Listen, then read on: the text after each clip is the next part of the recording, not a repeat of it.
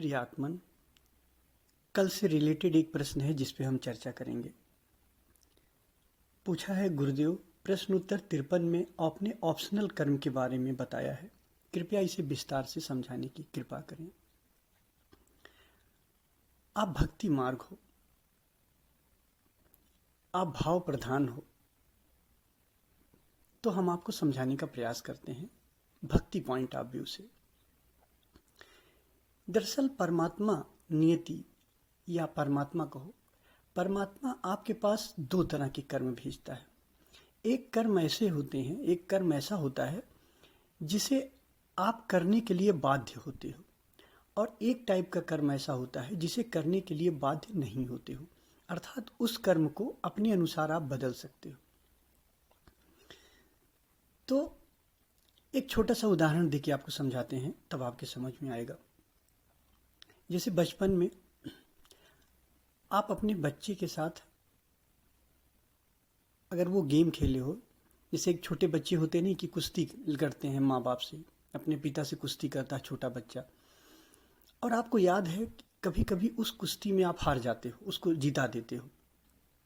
तो जब उस बच्चे को, आप अपने छोटे बच्चे को जिता देते हो, तो आप देखो वो कितना खुश होता है। तो आप यहाँ बताओ कि बच्चे को आप जिताए हो या बच्चा जीता है? अगर आपसे पूछें कि बच्चा जीता है या आपने बच्चे को जिताया है, तो आपने यही कहोगे ना कि आपने बच्चे को जिताया है। ऐसे परमात्मा कभी कभी कुछ कर्म आपके पास ऐसा भेजता है जिसे आप कर लेते हो, अपने मुताबिक कर लेते हो। आप अपनी पीठ थपथपाने लगते हो कि मैंने किया, आपको करने दिया। कर्म परमात्मा ने ही आपके पास भेजा, लेकिन वो कर्म ऐसा था कि आप अपने मुताबिक कर सकते थे, आपको करने दिया। आप अपनी पीठ थपथपाने लगते हो कि मैंने किया, ऐसा नहीं है। कर्म उसी ने भेजा, और उसने ऐसा भेजा कि आप अपने मन मुताबिक सेट कर सको। लेकिन कुछ कर्म होता है कि जिसे करने के लिए आप बाध्य होते हो। अब जैसे मान लीजिए आपका छोटा बच्चा है, अब वो दूध नहीं पी रहा है, पढ़ाई नहीं कर रहा है, आप डंडा उठा लोगे। अब वो बाध्य ही है, उसको करना ही पड़ेगा, दूध पीना पड़ेगा, उसको पढ़ाई करनी ही पड़ेगी, तो अब वो करने के लिए बाध्य हो गया। ऐसे ही परमात्मा भी आपको कुछ कर्म ऐसा देता है जो करना ही पड़ता है आपको। कभी आपको सुख दे देता है, कभी दुख दे देता है। दुख भी परमात्मा आपको इसलिए देता है ताकि आपको अपनी याद आ सके, आप साक्षी बन सको, इसी बहाने आप स्वयं को जान सको। जैसे आप बच्चे को पढ़ाई के लिए आप डांट देते हो, आप उसको मारते हो कि नहीं तुम्हें पढ़ना ही पड़ेगा, वो बाध्य होता है वो कर्म करने के लिए। ऐसे परमात्मा भी कुछ कर्म ऐसे देते हैं जो तुम्हें पसंद नहीं है, या अपनी परिस्थिति के अनुसार आप उस कर्म को चेंज नहीं कर सकते हो, तो वो सिर्फ इसलिए थोड़ा दुख, थोड़ी परेशानी आपको इसलिए देता है ताकि आप स्वयं तक पहुंच सको। दुख में ही कम से कम अपनी याद आती है, तो तुम्हें अपनी याद करा सके। दरअसल ये संसार एक अस्पताल की तरह है, यहाँ बीमार हैं आप, सब बीमार हैं, तो बीमारी से मुक्ति करनी है, इस बीमारी से आपको मुक्त होना है, इस अस्पताल से आपको बाहर जाना है। तो इसलिए परमात्मा ऐसे ऐसे मौके देता है। देखिए, मोहम्मद साहब तो कहते हैं कि परमात्मा हजारों माँओं की तरह है, इतना ख्याल रखता है आपका। तो इसलिए कभी वो आपको सुख देता है, कभी दुख देता है, कभी जानबूझ के ऐसे कर्म देता है जिसे आप कर ले जाओ, थोड़ा आपका मनोबल बढ़े। कभी जानबूझ के ऐसे कर्म देता है कि जो आप करने के लिए बाध्य होते हो।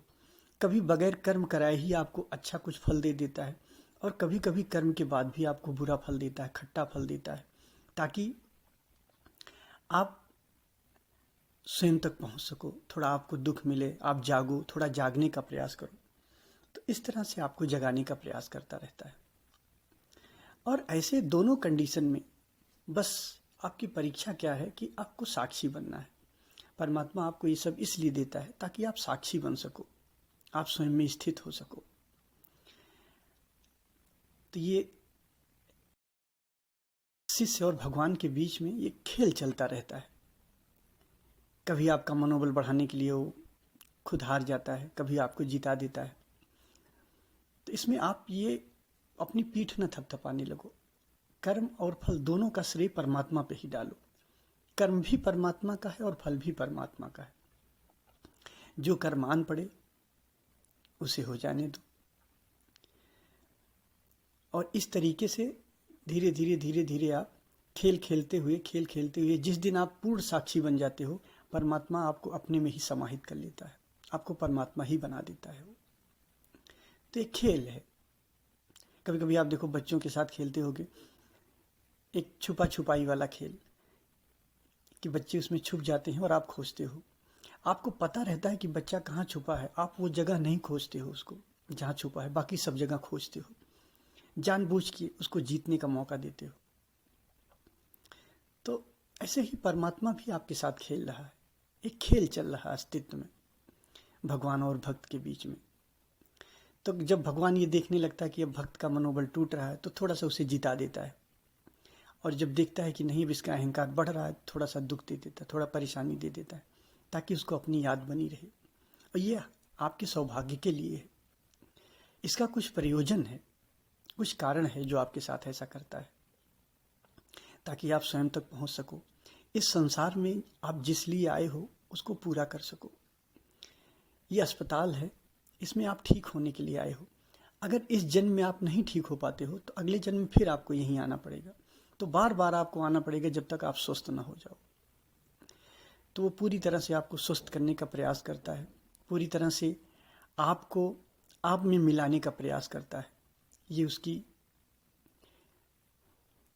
दयालुता है, ये उसकी करुणा है कि आपको आप तक मिलाने की कोशिश करता है। तो पूरी तरह से कर्म भी फल भी दोनों ही परमात्मा को समर्पित करो। जैसा कर्म दे, जो कर्म आन पड़े, आपके द्वार पे ही जो कर्म आ जाए उसको हो जाने दो। जो फल आ जाए उस कर्म का, उसे स्वीकार कर लो। अच्छा फल आता है, बुरा फल आता है, सब परमात्मा का है। अच्छे कर्म है, बुरे कर्म है, सब उसके हैं। आप स्वीकार कर लो और स्वीकार करके साक्षी बन जाओ। जैसे आप साक्षी बनते हो, धीरे धीरे आप परमात्मा के लाडले हो जाते हो, आपको अपने में मिला लेता है। आपने सुना होगा कि अगर पारस को लोहे में टच करते हैं तो वो सोना बन जाता है, लेकिन परमात्मा आपको छू के परमात्मा ही बना देता है। उसकी गरिमा तो देखो, कितना बड़ा करुणावान है, कितना करुणा निधान है कि आपको स्वयं तक पहुंचा दे रहा है, आपको स्वयं परमात्मा बना दे रहा है। तो कहीं भी कर्ता भाव न लाओ, अकर्ता रहो। भक्त और भगवान के बीच में ये जो खेल चल रहा है, इसको देखते रहो, साक्षी बने रहो और इस खेल को चलने दो, इसे रोकने का प्रयास न करो। और यही आपकी नियति है। अगर आप साक्षी बन के इस कर्म बंधन के बाहर हो जाते हो, तो परमात्मा वहां आपका इंतजार कर रहा है, वो आपको अपने में समाहित कर लेता है। मुझे लगता है कि अब ये सवाल आप समझ गए होंगे, पर फिर भी अगर आपको लगे कि आप नहीं समझ पाए हो, तो आप हमसे पूछना। आप जितना भी पूछोगे मैं पूरी तरीके से बताने का प्रयास करूंगा। बौद्धिक ज्ञान ही नहीं, अनुभवगत ज्ञान भी, लेकिन हमें इसमें आपकी मदद चाहिए। हम आपको बौद्धिक ज्ञान बता सकते हैं, हम आपको अनुभवगत ज्ञान के लिए पूरा प्रयास कर सकते हैं चलाने के लिए, लेकिन अगर आप मदद नहीं करोगे इसमें, तो आप नहीं चल पाओगे। तो मेरी तरफ से पूरा है, आपकी तरफ से भी पूरा होना चाहिए। आप जब तक सेटिस्फाई ना हो तब तक आप पूछो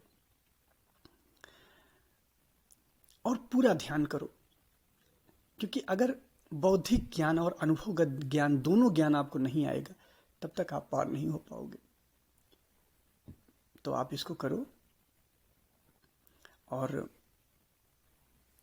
आनंद से करो। कोई समस्या हो, कोई परेशानी हो, तो आप हमसे बात कर सकते हो। धन्यवाद।